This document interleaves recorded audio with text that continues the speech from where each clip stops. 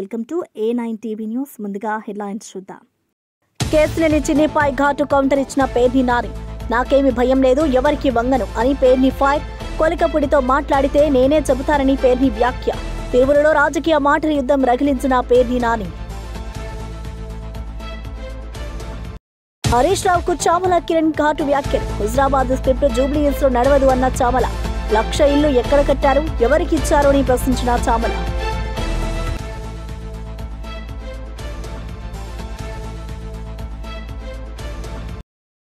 మోంతా తుఫాన్పై అప్రమత్తంగా ఉండాలని మంత్రి అనిత ఆదేశాలు. తీర ప్రాంతాల్లో అధికారులు సిద్ధంగా ఉండాలని సూచన. భారీ వర్షాలు, గాలులు, ప్రజలు జాగ్రత్తగా ఉండాలని వ్యాఖ్య. ఎమర్జెన్సీ బృందాలు సిద్ధంగా ఉండాలని మంత్రి హెచ్చరిక.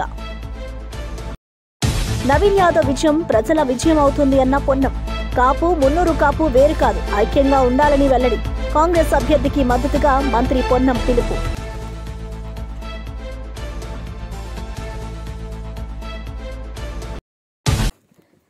టీడీపీ ఎంపీ కేశినేని చిన్నిపై వైఎస్సార్ కాంగ్రెస్ నేత పేర్ని నాని ఘాటుగా స్పందించారు. కొలికపుడి శ్రీనివాస్ను నేను టీవీలో తప్ప నేరుగా ఎప్పుడూ చూడలేదు అంటూ చురకలు వేశారు. కొలికపుడితో మాట్లాడి ఉంటే నేనే చెబుతా, దానిలో దాచేదేముంది అని అన్నారు. కేశినేని చిన్ని పేరు చెబితే తాను భయపడతాననుకునేవారు పొరబడుతున్నారని అన్నారు. నాకేమీ భయం లేదు, నేను ఎవరికి వంగి వంగి మాట్లాడను అంటూ స్పష్టంగా చెప్పారు. రాజకీయాల్లో నిజాయితీలో ఉండడం ముఖ్యమని, తాను ఎప్పుడూ అదే పాటిస్తున్నారని అన్నారు. ఈ వ్యాఖ్యలతో ఇద్దరి మధ్య మాటల యుద్ధం మరింత రగిలింది. తిరువురు ప్రాంతంలో ఈ రాజకీయ మాటల దాడులు చర్చనీయాంశంగా మారాయి. ఒకటండి టోటల్గా సరే, కొలికపూడి శ్రీనివాసరావు రోజు నాతో మధ్యాహ్నం పూట మాట్లాడతాడా, రాత్రి మాట్లాడతాడా, పొద్దున మాట్లాడతాడా నేను పక్కన పెడితే అసలు కొలికపూడి శ్రీనివాసరావు అని ఆయన ఇంతవరకు నేను టీవీలో తప్పితే లేదా ఫోన్లో యూట్యూబ్లో తప్పితే ఆయన ఎప్పుడు నేను చూడలేదు. మాట్లాడితే దమ్ముగానే మాట్లాడుతున్నాడు శ్రీనివాసరావు. నేను కొలికపూడి నాతో మాట్లాడుతున్నాడు, నేనే చెప్తున్నానని చెప్తా. దాంట్లో నాకు భయపడాల్సిన అవసరం లేదు. అయితే చిన్ని అంటే నాకేం భయం లేదు.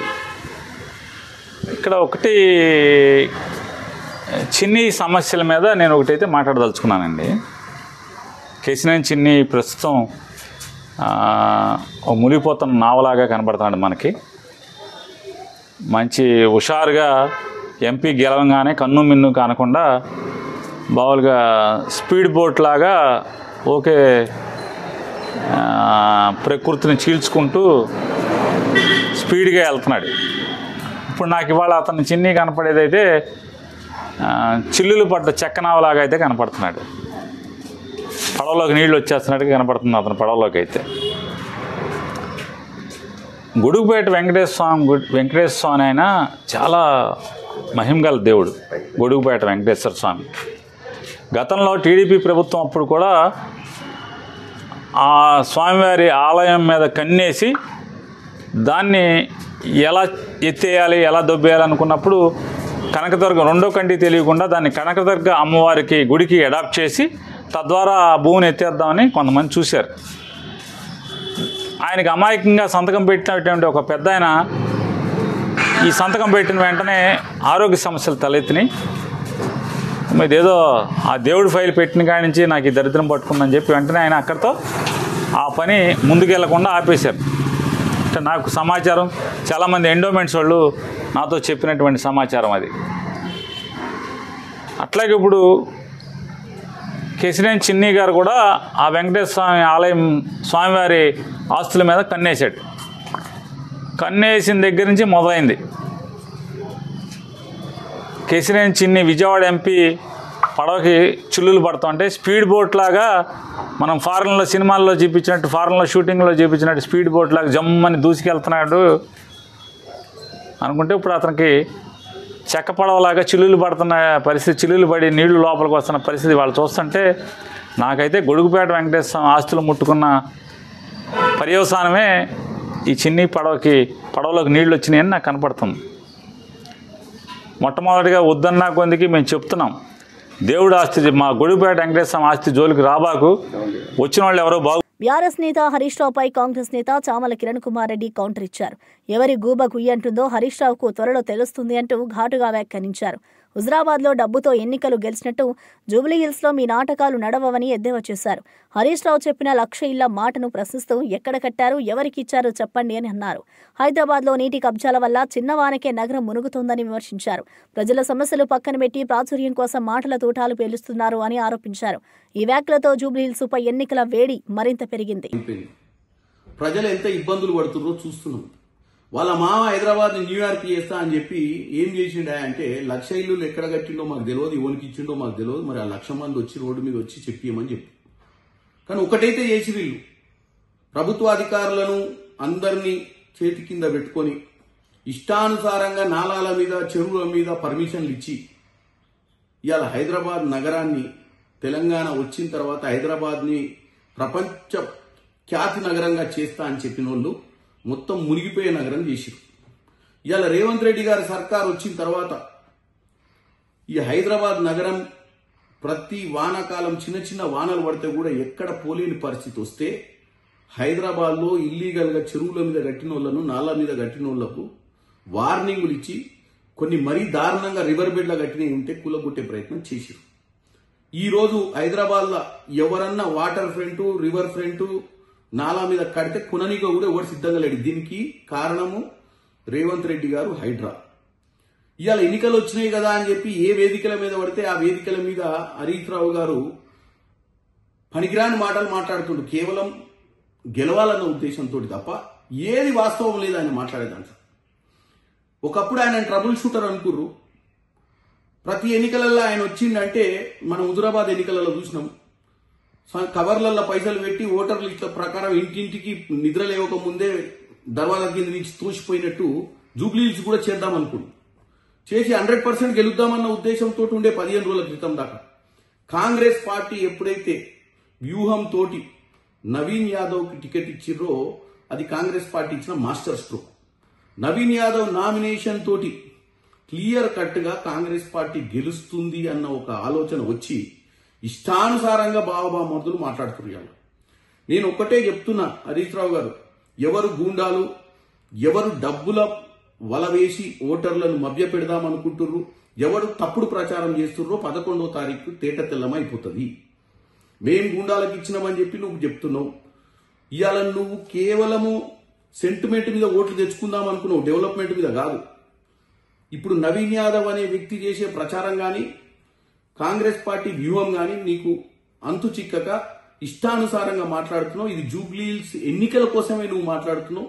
జూబ్లీహిల్స్ ఎన్నికలలో ప్రజల్ని తప్పుదో పట్టేయాలనుకుంటున్నావు. నీ పార్టీ భూస్థాపితం కాకుండా కాపాడుకునే ప్రయత్నం చేస్తున్నావు. ఎందుకంటే మొన్ననే కంటోన్మెంట్లకు డిపాజిట్ పోయింది, పార్లమెంట్ ఎన్నికలలో గుండు సున్నా వచ్చింది, జనరల్ ఎన్నికలలో ఇంటికి తరిమి కొట్టింది.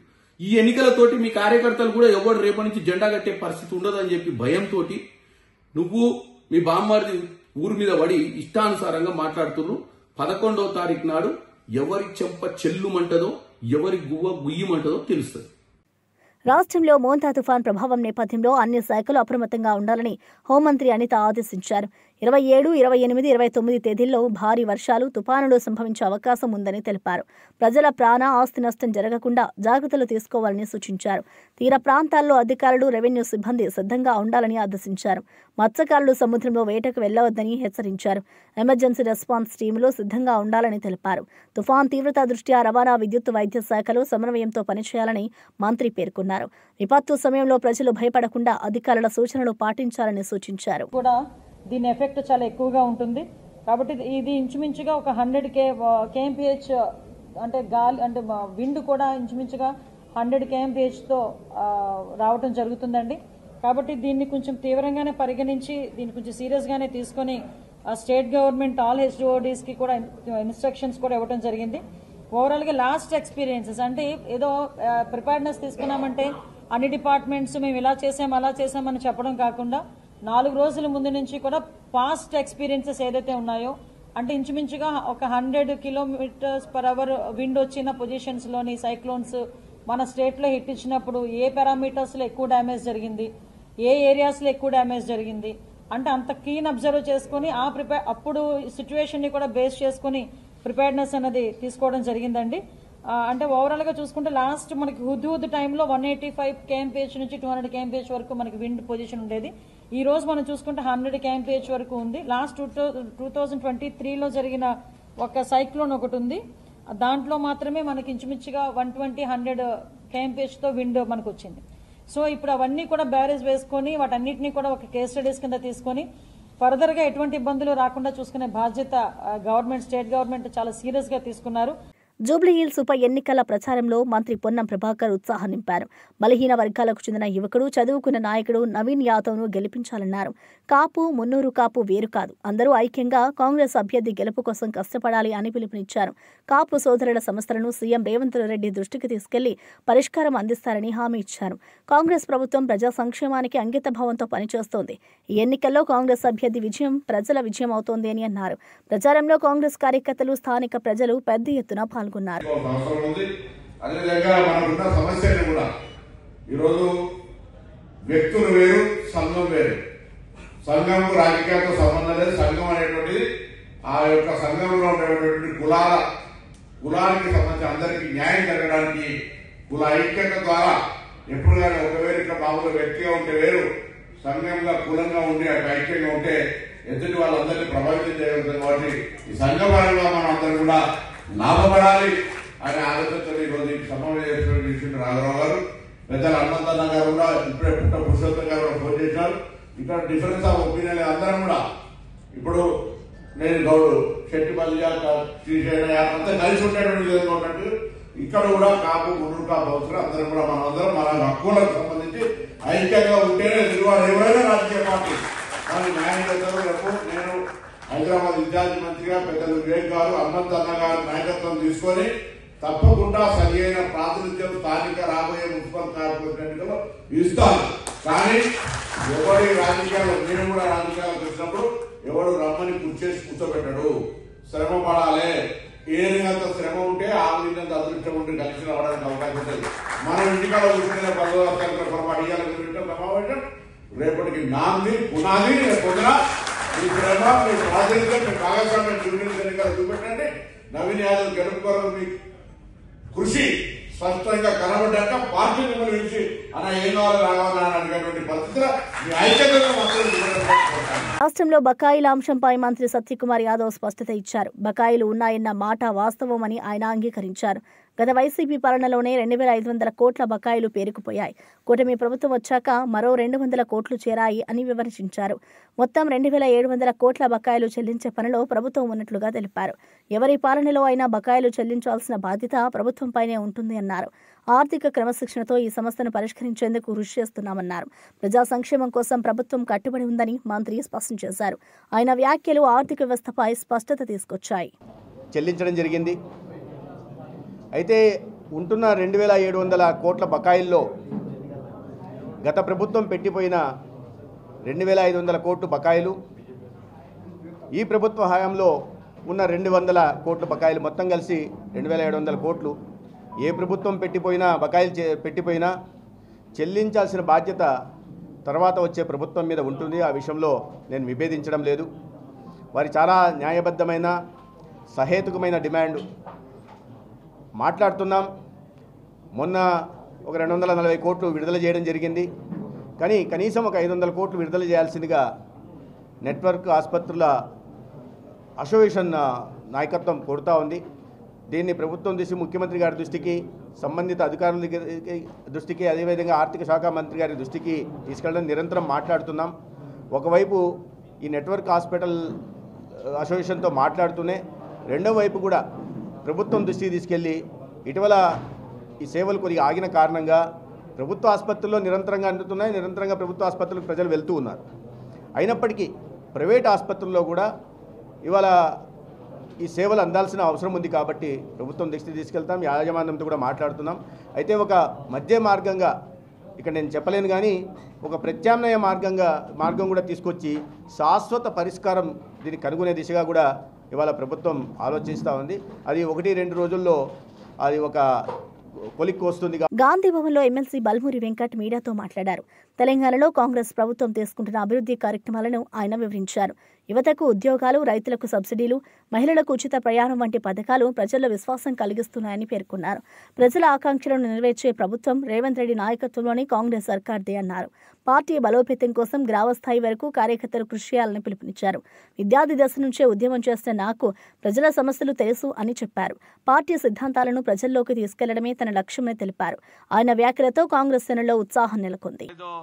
ఎవరో మిస్యూజ్ చేసిరు, దానిపైన ఏదో స్కామ్ జరిగింది, దానికి సంబంధించిన ఒక విక్టిమ్ పోయి సెప్టెంబర్లో దాన్ని పోయి ఏదైతే సైఫాబాద్ పోలీస్ స్టేషన్లో సెప్టెంబర్ 12వ తారీఖు దానిపైన కేసు పెట్టిండు. దాని తర్వాత అక్టోబర్ 8 CCSలో దానిపైన విచారణ జరిగిందని చెప్పి వాస్తవాలన్నీ సబ్జెక్ట్ మొదలైనప్పటికీ కాకుండా నీకు తెలిసిన దానిపైన బురద జల్లనీకి ఒక స్క్రిప్ట్ తయారు చేసుకొని బయటకు వచ్చి మాట్లాడే ప్రయత్నం చేసినావు. ముందుగా ఆ ఇష్యూ పైన తెలంగాణ ప్రజలకి, ఎందుకంటే మంత్రి గారు తెలంగాణ రాష్ట్ర అభివృద్ధి కోసము తెలంగాణలో ఇన్వెస్ట్మెంట్స్ తీసుకురావాలి, ఇక్కడ ఉన్న యువకులకు ఉద్యోగ అవకాశాలు కల్పించాలి, తెలంగాణని ఉన్నతమైన స్థాయికి తీసుకొని వెళ్ళాలని చెప్పి ముఖ్యమంత్రి గారి నాయకత్వంలో శ్రీధర్ బాబు గారు విదేశాల్లో పెట్టుబడుల కోసం తెలంగాణ రాష్ట్ర అభివృద్ధి కోసం కృషి చేస్తుంటే, కష్టపడుతుంటే మీ సమయంలో ఇన్వెస్ట్మెంట్స్ తక్కువ, కేటీఆర్ తెచ్చినాయి, బిల్డప్లు ఎక్కువ. శ్రీధర్ బాబు గారు ఈరోజు చిత్తశుద్ధితోటి విదేశాల్లో తిరుగుతూ ఇన్వెస్ట్మెంట్స్ తీసుకొని వస్తుంటే కేటీఆర్ గారు ఏదో చెప్పిండని చెప్పి వాడు మాట్లాడమన్నాడని చెప్పి నువ్వు సిగ్గు లేకుండా శ్రీధర్ బాబు గారి పైన తప్పుడు ఆరోపణలు చేసి అవాస్తవాల్ని ప్రజలకి చెప్పే ప్రయత్నం చేస్తున్నావు. ఆ ఇష్యూల ఏదైతే శ్రీధర్ బాబు గారికి సంబంధించి వారి యొక్క లెటర్ ప్యాడ్ ఏదైతే ఉంటుందో దాన్ని తీసుకొని కొంతమంది వ్యక్తులు దాన్ని బయట ఇప్పుడు CMRFకో LOCకో లెటర్ ప్యాడ్ ఇస్తే ప్రతి ఒక్కరి దగ్గర లెటర్ ప్యాడ్ ఫార్మాట్ అనేది ఉంటుంది. ఆ ఫార్మాట్ని తీసుకొని ఉద్యోగాలు పెట్టిస్తామని బయట ఎక్కడనో దాని ఎంబ్లమ్ని మార్ఫింగ్ చేసి వారి సంతకాన్ని కూడా మార్ఫింగ్ చేసి కొంతమందిని మోసం చేసే ప్రయత్నం చేసినప్పుడు ఆ విషయము స్వయాన మంత్రి గారి దృష్టి. ప్రవాసీ ప్రజావాణి రాష్ట్ర కోఆర్డినేటర్ బొజ్జ అమరేందర్ రెడ్డి యువతకు హెచ్చరికలు జారీ చేశారు. ఫేక్ విదేశీ ఉద్యోగ ప్రకటనలకు మోసపోవద్దు, నిర్ధారించుకున్న తర్వాత మాత్రమే దరఖాస్తు చేయాలి అన్నారు. ఇటీవల నకిలీ ఉద్యోగ ప్రకటనలతో పలువురు యువకులు మోసపోయారని తెలిపారు. ప్రభుత్వం అనుమతి లేని ఏజెన్సీలకు డబ్బు చెల్లిస్తే తిరిగి పొందడం కష్టం అని హెచ్చరించారు. యువత ఆన్లైన్, సోషల్ మీడియా ప్రకటనలను నమ్మకూడదన్నారు. రాష్ట్ర ప్రభుత్వం ఉద్యోగ మోసాలను అరికట్టడానికి కఠిన చర్యలు తీసుకుంటుందని అన్నారు. బాధితులు వెంటనే అధికారులను సంప్రదించాలని సూచించారు.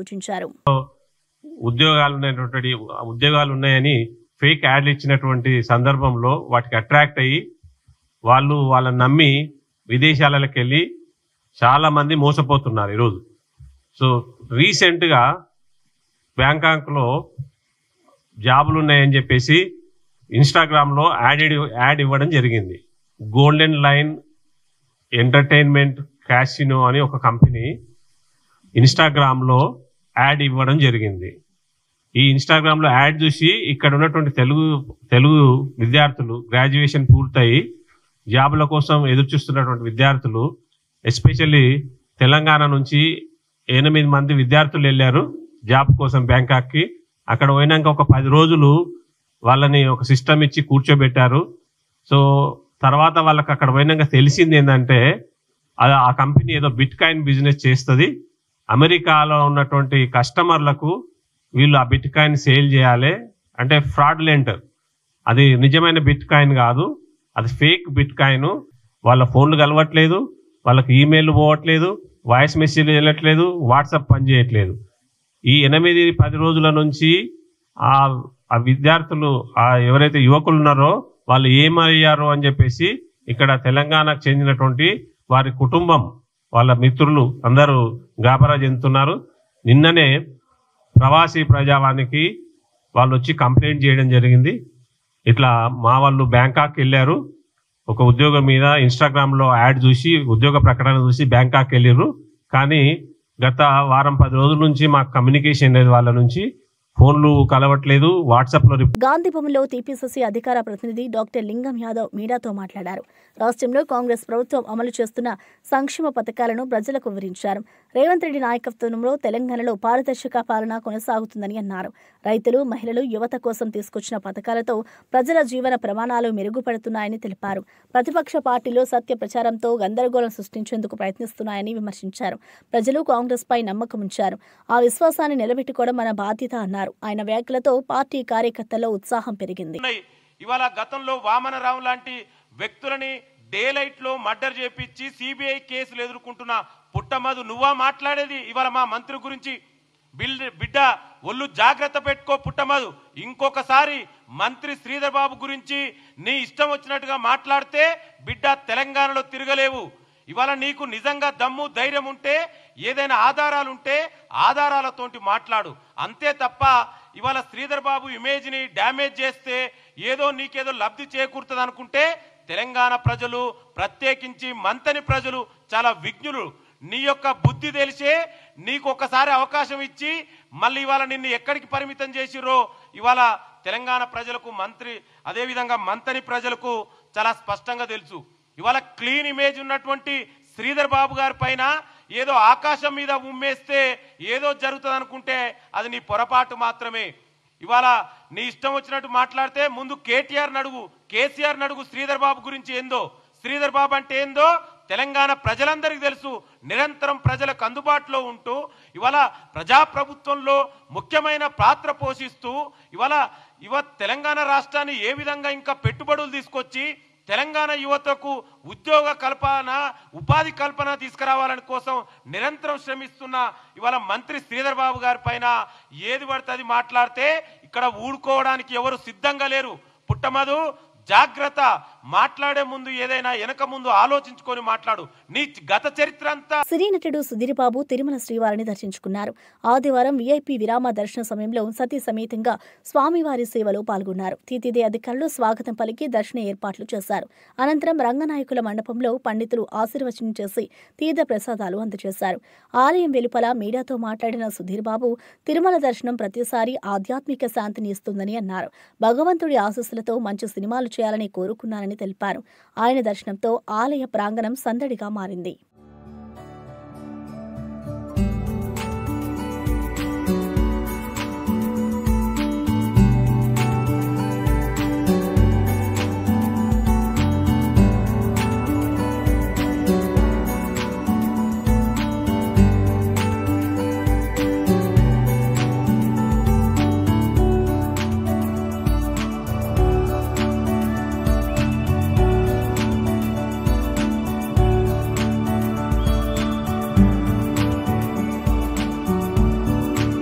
తెలంగాణ జాగృతి అధ్యక్షురాలు కల్వకుంట్ల కవిత నిజామాబాద్లో జాగృతి జనంబాట ప్రారంభోత్సవంలో మాట్లాడారు.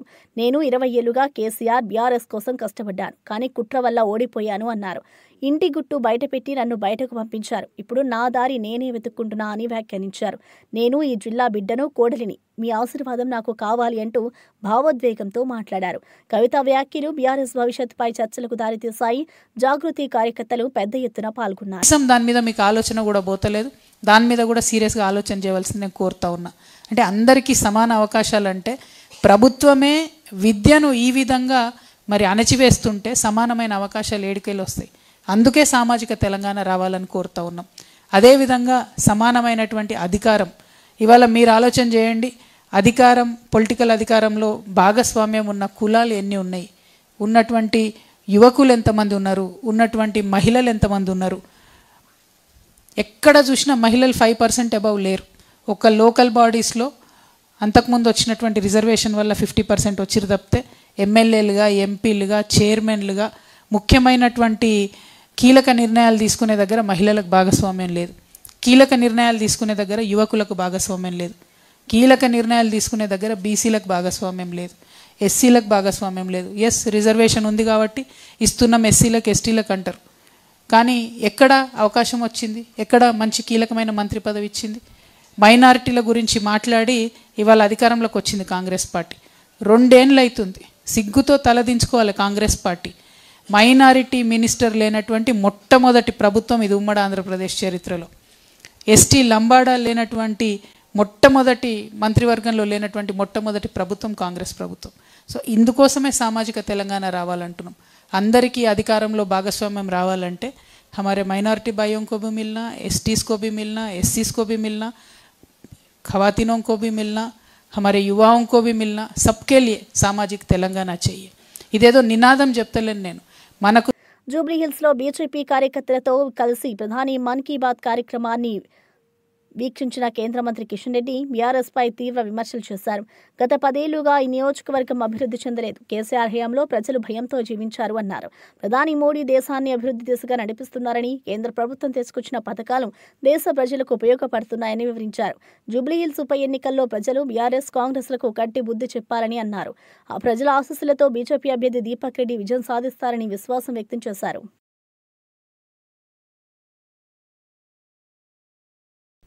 దమ్ము ధైర్యం ఉంటే జూబ్లీహిల్స్ లో తిరుగు, జూబ్లీహిల్స్ లో రా.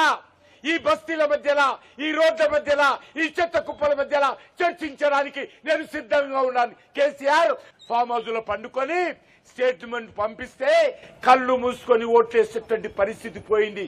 ఈ కాంగ్రెస్ పార్టీ ప్రభుత్వము ప్రభుత్వ ఉద్యోగులు ఉద్యోగం అయిపోయిన తర్వాత, ఉద్యోగ విరమణ చేసిన తర్వాత రిటైర్మెంట్ బెనిఫిట్స్ కూడా ఇస్తలేరు.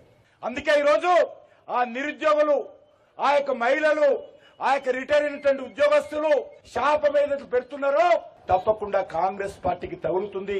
ఈ రోజు ఈ జూబ్లీహిల్స్ ఎన్నికల్లో కాంగ్రెస్ పార్టీకి, బీఆర్ఎస్ పార్టీకి పాతరేయాలని చెప్పి, జవాబు చెప్పాలని చెప్పి, బుద్ధి చెప్పాలని చెప్పి ఈ సందర్భంగా జూబ్లీహిల్స్ ప్రజలను కోరుతా ఉన్నాను. సినీ నటుడు సుమన్ ఆంధ్రప్రదేశ్ సీఎం చంద్రబాబు పాలనపై ప్రశంసలు కురిపించారు. రాష్ట్ర అభివృద్ధి, పారదర్శకత, సాంకేతికతలో చంద్రబాబు చూపుతున్న దృష్టి ప్రశంసనీయమని అన్నారు. రాష్ట్ర ప్రజల జీవితాలను మెరుగుపరచడంలో సీఎం కృషి స్పష్టంగా కనిపిస్తుందని సుమన్ పేర్కొన్నారు. ఏపీని గ్లోబల్ స్థాయికి తీసుకెళ్లే నాయకుడు చంద్రబాబు మాత్రమేనని అన్నారు. యువతకు ఉపాధి అవకాశాలు, పారిశ్రామిక ప్రోత్సాహం, పర్యావరణ పరిరక్షణలో సీఎం చూపుతున్న దృక్పథం స్ఫూర్తిదాయకమని అన్నారు. నిజాయితీగా పాలన చేస్తే ప్రజలు ఎప్పుడూ వెన్నంటే ఉంటారు అని సుమన్ పేర్కొన్నారు. ఇక్కడ వరకు పికప్ అవుతుంది. చంద్రబాబు నాయుడు గారు చాలా మంచి అడ్మినిస్ట్రేటర్, ఆల్రెడీ ప్రూవ్న్. ఈ రోజు హైదరాబాద్ అంతా ఒక మోడర్న్ సిటీ లాగా ఉందంటే మెయిన్ ఆయనది ఆశీర్వాదమే. సో అడ్మినిస్ట్రేషన్ లో అక్కడ ఏమి లేదు. కాకపోతే కొన్ని ప్లేసెస్ లో కొంచెం లేట్ అవుతుంది, కొంచెం తొందరగా అవుతుంది, కొంచెం స్పీడ్ మీడియం ఉంటుంది. వాళ్ళకి తెలుసు ఏది ముందు చేయాలి, ఏది తర్వాత చేయాలి.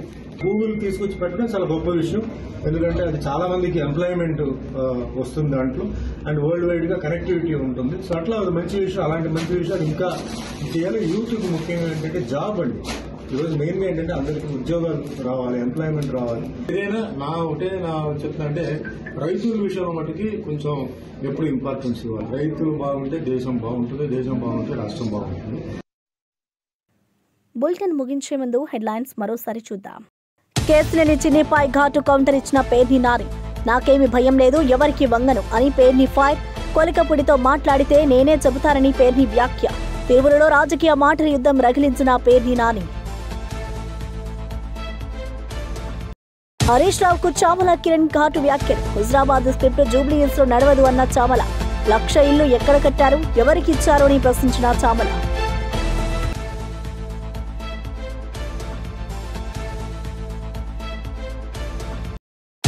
మోంటా తుఫాన్పై అప్రమత్తంగా ఉండాలని మంత్రి అనిత ఆదేశాలు. తీర ప్రాంతాల్లో అధికారులు సిద్ధంగా ఉండాలని సూచన. భారీ వర్షాలు, గాలులు, ప్రజలు జాగ్రత్తగా ఉండాలని వ్యాఖ్య. ఎమర్జెన్సీ బృందాలు సిద్ధంగా ఉండాలని మంత్రి హెచ్చరిక. నవీన్ యాదవ్ విజయం ప్రజల విజయం అవుతుంది అన్న పొన్నం. కాపు, మున్నూరు కాపు వేరు కాదు, ఐక్యంగా ఉండాలని వెల్లడి. కాంగ్రెస్ అభ్యర్థికి మద్దతుగా మంత్రి పొన్నం పిలుపు.